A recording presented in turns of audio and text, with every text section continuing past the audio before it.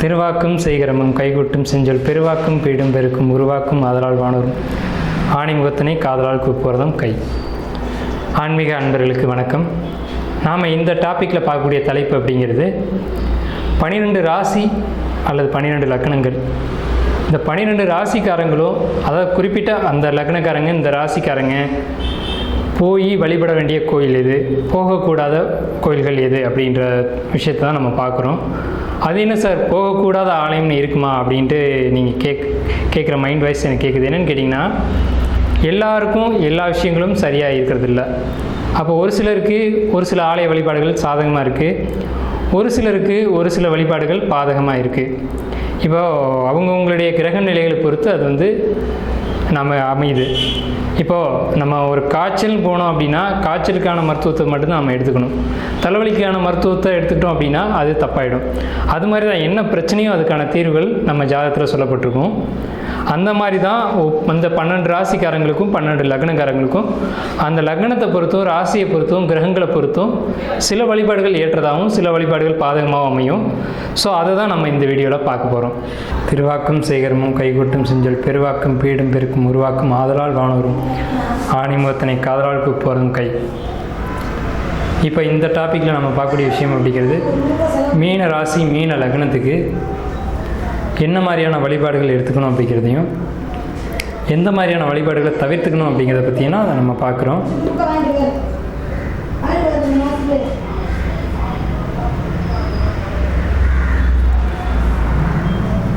இப்போ இந்த மீன ராசி மீன லக்னம் பூரட்டாதி நட்சத்திரம், உத்திரட்டாதி நட்சத்திரம், ரேவதி நட்சத்திரம்,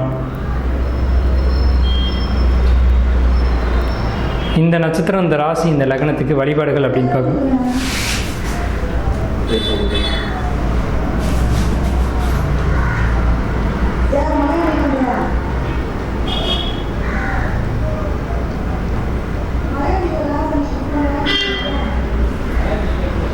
இந்த ராசி இந்த லக்னம் இந்த நட்சத்திரங்களுக்கு வழிபாடுகள் அப்படின்னு பார்த்தீங்கன்னா குருமார்களுடைய வழிபாடுகள் ரொம்ப முக்கியம். குருமார்கள் அப்படின்ற அடிப்படையில் பார்க்கும்போது திருச்செந்தூர் முருகனும் ஒரு குருமார் தான். சித்தர்களுக்கெல்லாம் சித்தர் வந்து திருச்செந்தூர் முருகன் தான். அப்போ திருச்செந்தூர் முருகனுடைய வழிபாடு ரொம்ப முக்கியம். கணபதியினுடைய வழிபாடு ரொம்ப முக்கியம்.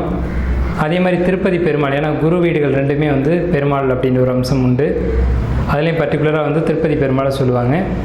ரேவதி நட்சத்திரம் புதனுடைய நட்சத்திரம் அப்படின்றதுனாலையும் திருப்பதி பெருமாளுடைய ஒரு வழிபாடு அப்படிங்கிறது சிறப்பான ஒரு தன்மைகளை மீன ராசி மீன லக்னங்களுக்கு ஏற்படுத்தி கொடுக்கும்.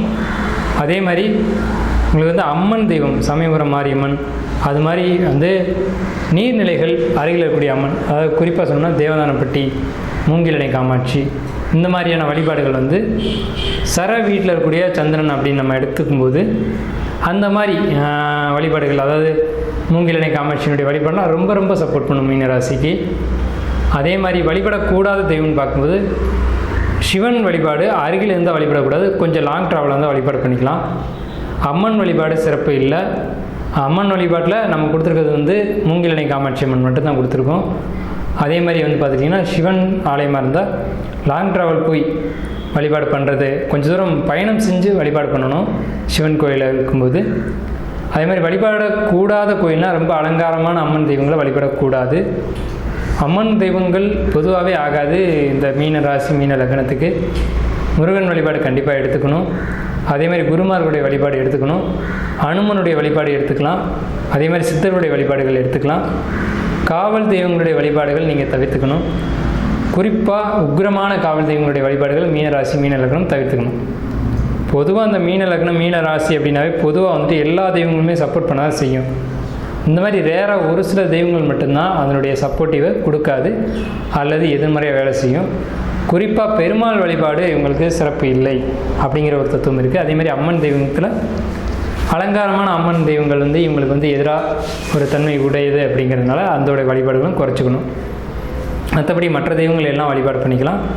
குறிப்பாக ரொம்ப அவசியமானது இவங்களுடைய குலதெய்வம் பெண் தெய்வமாக இருக்கணும். அந்த பெண் தெய்வத்தை இவங்க வழிபாடு செய்யணும்.